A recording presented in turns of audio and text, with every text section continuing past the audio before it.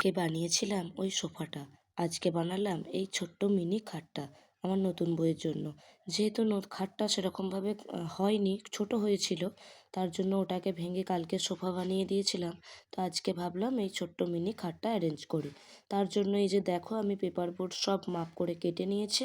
চাইলে তোমরাও এরকম যদি বাড়িতে পেটি থাকে এরকমভাবে কেটে নিতে পারো, তাহলে কিন্তু জিনিসটা অনেক শক্তপোক্ত হয়। হাই, আমি তনুশ্রী, আমি মিনিয়েচার বানাই।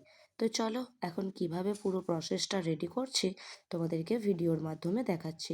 তোমরা একটু একটু দেখতে থাকো, আর অবশ্যই বন্ধুরা কমেন্টে জানিও তোমাদের এই মিনিয়েচার জিনিসগুলো কেমন লাগছে।